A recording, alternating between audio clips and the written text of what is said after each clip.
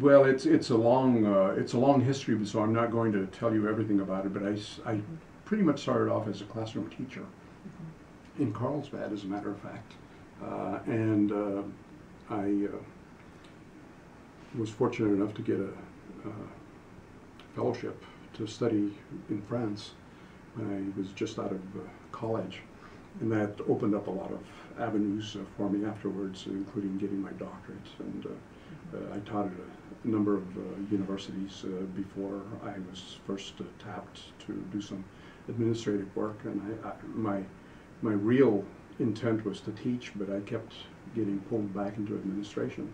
So at a certain point, I became a full-time administrator, but I continued to teach also. Sure. I've always taught at least one class a year when I was president of major universities, because I felt that the contact with the students was important. So I was a good teacher, I think, and I was a good administrator. But I've had administrative positions in a number of places, including being president of, well, I think you have the history of which universities I've been the president of, and I've been a faculty member on a number of other universities. So I have a broad background in higher education, and I think a pretty in-depth understanding of education at all levels, and that's what has allowed me, I think, to be pretty sensitive, I think, to the educational needs of any area that I've been in. Well, I've been retired for a little bit over 10 years, but after I retired, I was asked if I would serve on an interim basis as a president at New Mexico Highlands University when they run into some difficulties there. And I enjoyed it for the relatively short period of time that they needed someone until they found a new president. Then I went back home, and then in 2009, New Mexico State had a fatal search, and I was asked at that time to come in and help this university out. And I had a really good experience, and I enjoyed it so much that when I was contacted about coming back now to do a similar kind of thing, I was enthusiastic about the possibility of doing that again. So it's this university has a tremendous amount to offer, and people just simply don't, a lot of people don't recognize the excellence that exists here on a broad number of, in a lot of different areas. It's in my native state of New Mexico. I think I understand New Mexico culture as well as anybody can, and I have high expectations of what higher education can accomplish. And that's motivated in large part because if it hadn't been for the educational opportunities that I had, I probably would have stayed home and bucked bales for the rest of my life. And so that was clearly the path to success for me. And I think there have been, you know, in my career at least, there have been hundreds of thousands of students in New Mexico that have depended on education as a way to succeed. And so I want to be sure that whatever talents or whatever abilities that I have are used to help institutions be successful. It's hard to say that there is a first order of business, because they all work, all of the objectives that we have or the goals that we have work together, but certainly one of them is to give a sense of stability to the institution, that in fact there is a leader here that will look into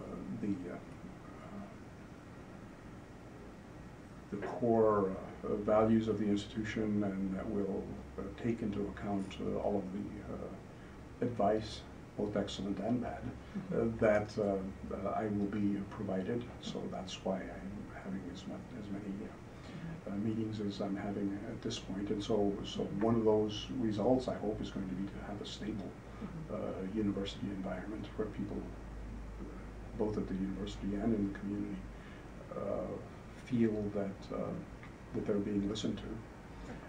There are budget matters that need to be considered. We have a proposition see that I need to get up to speed on so that I can help support that. And then there are the relationships between the Las Cruces campus and the other campuses. There's a board meeting that's coming up in the immediate future, in fact, the day after tomorrow, no, on Sunday, I guess, that I'm preparing for.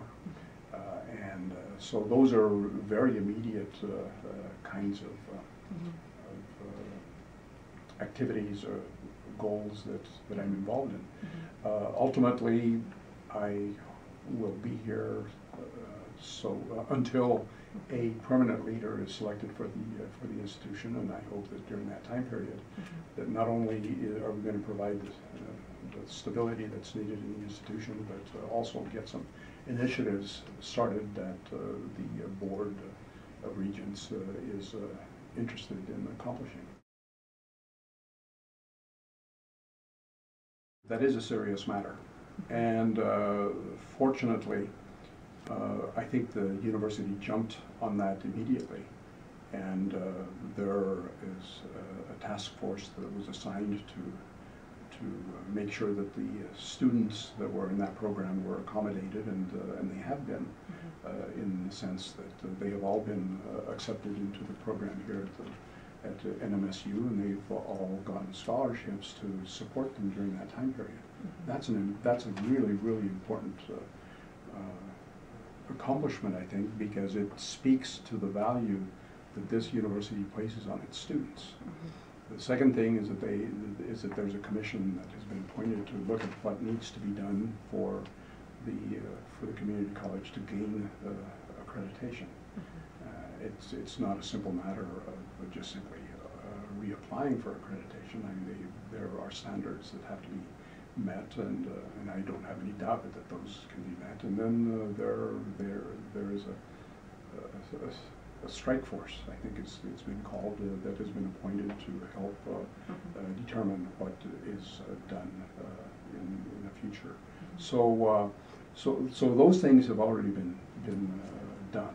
I will meet several times with the appropriate people at the community college and within the university to monitor where it is that's going, to make sure that we're making progress that needs to be made so that they can have accreditation, and we need to understand what happened. And that's so we'll be looking into that rather